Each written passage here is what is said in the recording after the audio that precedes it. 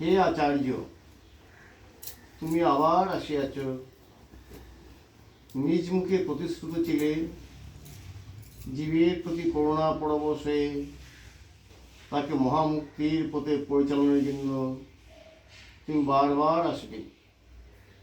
পরিত্রাণায় সাধুনাম বিনাশায় চ দুষ্কৃতাম ধর্ম সংস্থাপনার্থায় সম্ভবামি। হে আচার্য, আচার্যটা কেন কে? যুবাচার্য শ্রীমৎ স্বামী প্রণবানন্দজি মহারাজ, যিনি আমাদের এই ভারত সেবাশ্রম সঙ্গে প্রতিষ্ঠাতা, স্রষ্টা। তো উনি কি বলছে, তুমি আবার আসিয়াছ। আবার আসিয়াছ মানে এটা কি? তুমি আবার আসিয়াছ, এই আবার আসিয়াছ মানে অর্থটা কি? ভগবান প্রতিশ্রুতিবদ্ধ। গীতাতে আমরা ভগবান শ্রীকৃষ্ণ বলছেন, যখনই যখনই ধর্মের গানি হয়, অধর্মের অভ্যুত্থান ঘটে, যখন মানুষ কাতরভাবে বিপন্ন হয়ে, যখন মানুষ কাতরভাবে আমাকে ডাকে, তখন আমি আবির্ভূত হই। হ্যাঁ, মা দুর্গাও বলছেন চণ্ডীতে, যখন যখন দানবীয়তে পীড়া হয়, মানুষজন কাতরভাবে আমাকে আশ্রয় করে ডাকে, তখন আমি আবির্ভূত হই দুষ্কৃতকারী বিনাশের জন্য, ধর্মরাজ্য প্রতিষ্ঠার জন্য এবং সাধু সজ্জনের রক্ষার জন্য আমি আবির্ভূত হই। পরিত্রাণায় সাধুনাম, সাধু সজ্জনের রক্ষার জন্য, পরিত্রাণের জন্য আমি আবির্ভূত হই। তো এই যুগেও ভগবান প্রণবানন্দ আবির্ভূত হয়েছেন, যখন মানুষ কাতরভাবে তাকে ডাকতেছে, ভগবান তুমি আবির্ভূত হও, আবির্ভূত হও, আমি বিপন্ন, আমরা বিপন্ন, আমাদের রক্ষার মান সম্মান ইজ্জত রক্ষা করতে পারতেছি না, তখন ভগবান আর থাকতে পারেন না স্বর্গে। এই একটা কাহিনী আছে, একটা গল্প আছে। আকবরের রাজসভায় বীরবল ছিল। তো বীরবলের সঙ্গে তর্কযুদ্ধে আকবর একটু উঠতে পারতেন না। তো শেষমেশ আকবর বীরবলকে বলল যে, বীরবল বলো তো, তোমার হিন্দুর দেবতা ছোট, হিন্দুর ভগবান ছোট, আমার মুসলমানের আল্লাহ কুরাতাল্লাহ বড়। বলছে কি ব্যাপার?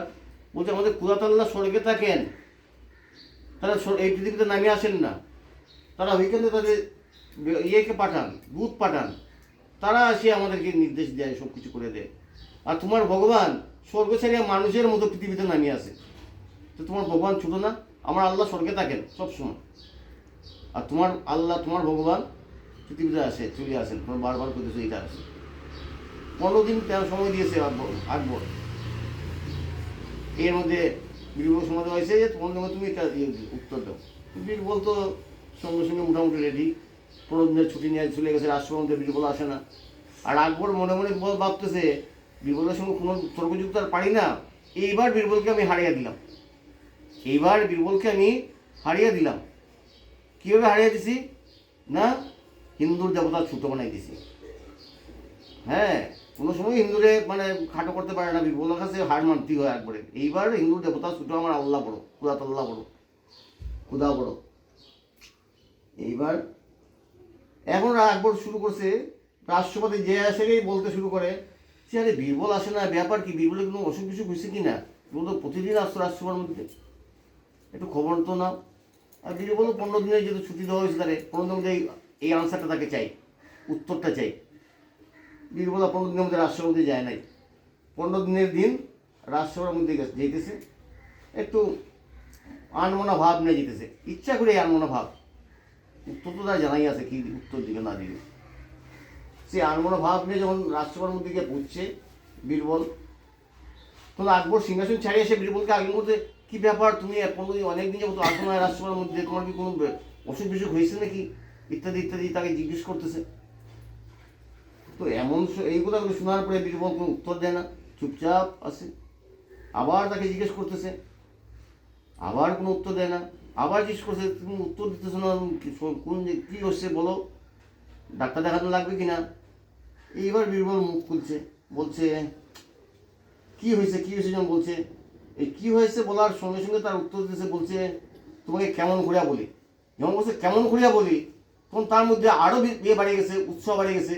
তাহলে তো শুনতেই লাগবো কী ব্যাপার, কেমন করিয়া বলি তোমাকে, হ্যাঁ কী ব্যাপার বলো তো বীরবল। বীরবল ইতস্তত করতেছে।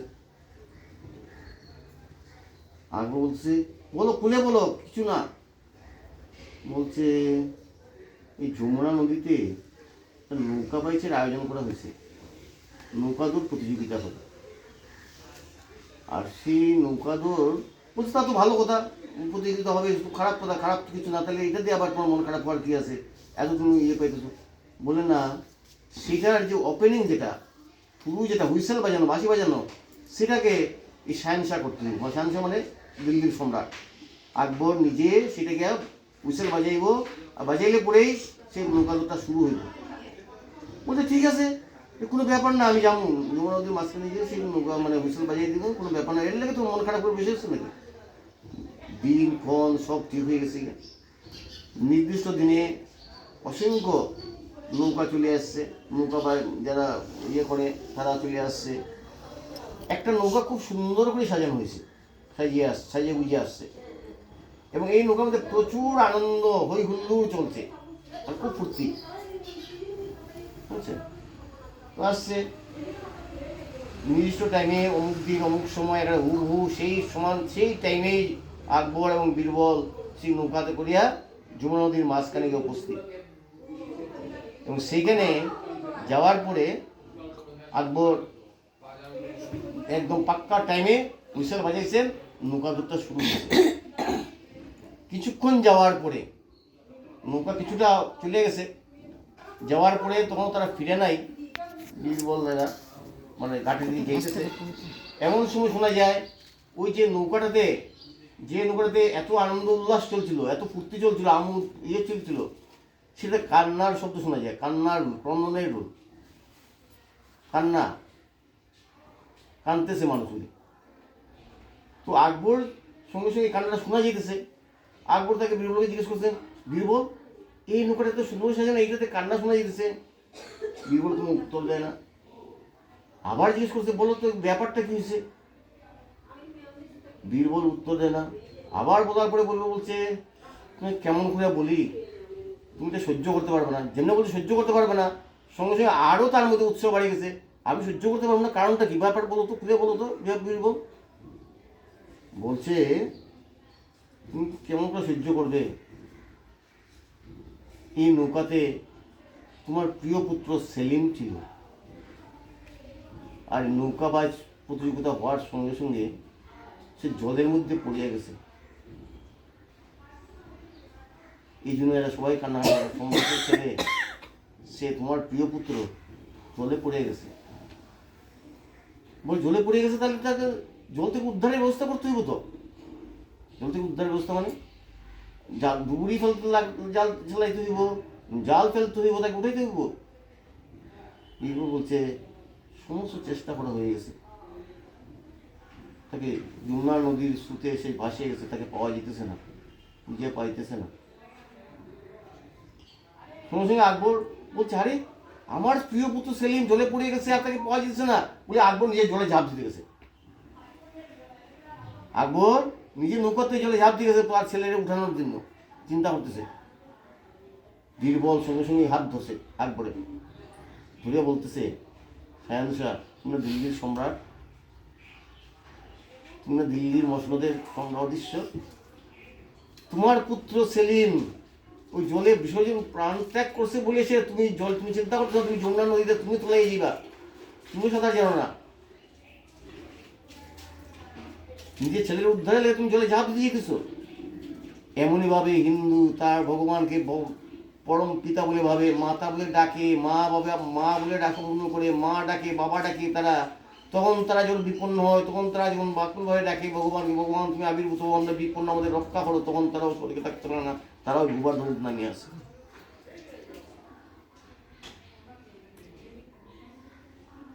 তাই হিন্দুর দেবতা বড় না ছোট, এখন তুমি নিজে বিচার করে নাও। তুমি নিজের সম্রাট হইয়া তুমি জলে ঝাঁপ দিয়ে শুধু মৃত্যুর জন্য চিন্তা করতেছো না, মারা যাইবা তোমার ছেলে উদ্ধারের জন্য। তো একইভাবে হিন্দুর দেবতাও তাদের সন্তান সন্ততি যখন বিপন্ন হয়, তাদের রক্ষার জন্য যুগে যুগে তারা স্বর্গ থেকেও নামিয়ে আসে, এই পৃথিবীর মাটিতে নামিয়ে আসে, পৃথিবীতে নামিয়ে আসে। তো এইখানে এইটাই বলছে, হে আচার্য তুমি আবার আসিয়াছো। এই জন্য আমি বলি এই পাঠগুলো খুব দরকার, কিন্তু আপনারা তো অনেকে বলবেন না, এই তো আমরা পাঠ করি, রুজি পাঠ করি। আমরা শুনছি। নিজ মুখে প্রতিশ্রুত ছিলে জীবের প্রতি করুণা পরবশ হয়ে তাকে মহামুক্তির পথে পরিচালনের জন্য তুমি বারবার আসবে। ভগবান প্রতিশ্রুতিবদ্ধ। ওই যে ভগবান শ্রীকৃষ্ণ গীতাতে বলছেন, যুগে যুগে ভগবান আসছেন, ওই সত্য যুগও আসছেন ভগবান শ্রীহরি রূপে, নারায়ণ রূপে, ওই ত্রেতা যুগে আসছেন কে ভগবান রামচন্দ্র রূপে আসছেন, ওই দাপর যুগে কে আসছেন, ভগবান শ্রীকৃষ্ণ আসছেন। আর সেই শ্রীকৃষ্ণ যিনি স্বয়ং বিশ্বব্রহ্মাণ্ডের মালিক, তার আবির্ভাব হয়েছে কোন জায়গাতে? কোন জায়গাতে যে আবির্ভূত হয়েছেন? জেলখানার মধ্যে। মাও বন্দি, বাবাও বন্দি, মাতা বন্দি, পিতা বন্দি, আর তাকে বন্দি করে রাখছে তাকে তারই মামা, যারা সমাজে শান্তি